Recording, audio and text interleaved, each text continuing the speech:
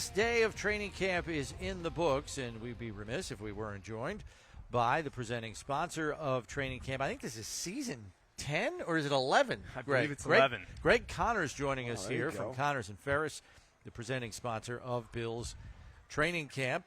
First of all, thank you for doing that again. Oh, it's our pleasure. Yeah, so how have you seen training camp kind of morph and change in the 11 years that you guys have put your name on it, so to speak? You know, I was just talking about that today, and one of the biggest changes for me seeing over these years is that this was a lot of entertainment in the early years.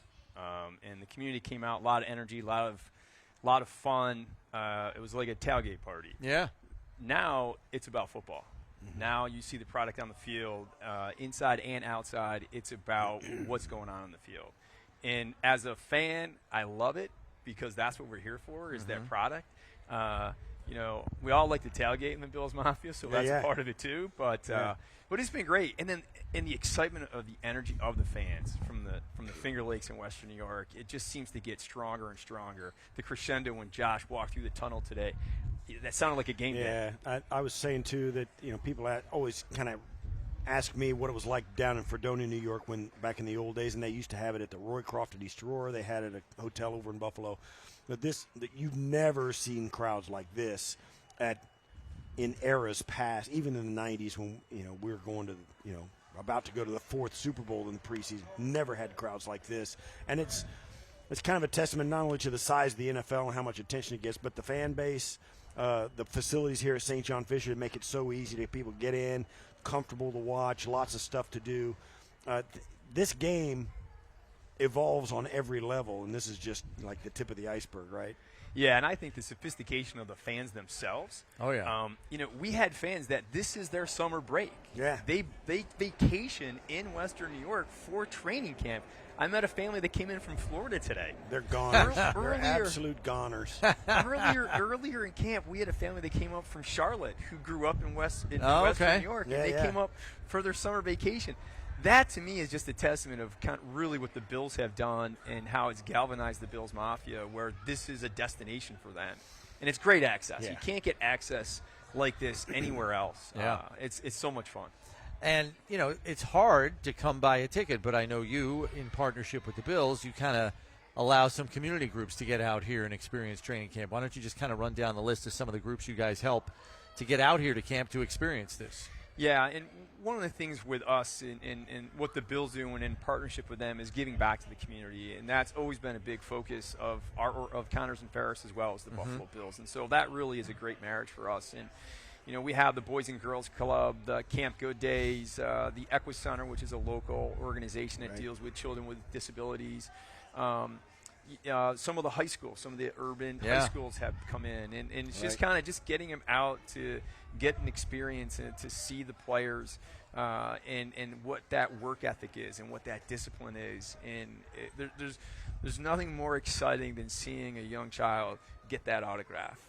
First day, there was a young kid who was here, and the excitement that he had jumping up and down when Josh signed his autograph. I was just like, that's what this is all about. So much fun. And it's all, the thing is ever changing. We marvel.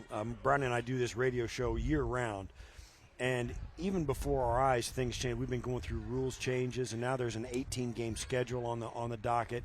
It'll probably mean that the preseason will go down to 2 games, and it's hard to tell how that will affect it. Probably won't affect it at all, because they break camp before they even do 1 preseason game, let alone 2. So this 18-game schedule, preseason schedule, the abbreviation of it probably won't affect training camp here in Rochester at all. You know, I wouldn't think so. I think they might limit when they come in maybe, but I still think having this time period, and, you know, Coach McDermott has shared with us, he treasures and loves it in that you get the guys together. And, you know, we've all played on teams, and where you really get that connection, you get the chemistry, is when you're playing ping pong or you're playing video games. It's the stuff you do not necessarily on the field that translates when you're off the field, eating dinner and lunch together. And so I think that's one of the things that's unique about having the camp here. And the Bills are one of the only teams that still do that. But I think the energy it creates and the impact it has in the community hopefully is something that Coach McDermott sees beneficial.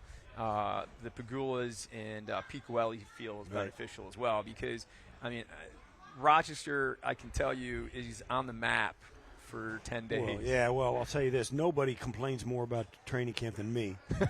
And even I, begrudgingly, even in the years that I played and the years since, there is an enormous benefit to having your guys go away together because the older guys on the team who have wives and children, families, or some of the guys married with no kids, you've got stuff you got to do when you're living at your house, even if you're only there like from 6 o'clock in the afternoon. It's a distraction, and you do it, and it's what it's what you signed up for. It's all great and everything, but you don't have the time to hang out with a new rookie who's 10 years younger than you, who's just living at a hotel hanging out with the rookie class. The atmosphere of being in the building with only NFL players, only NFL coaches, passing the time when you're not busy together, it's invaluable because I told Sean this yesterday, it hurts to play. And if you're going to hurt for somebody, you got to know who they are. Yeah. And I think this gives them that opportunity. Oh, yeah.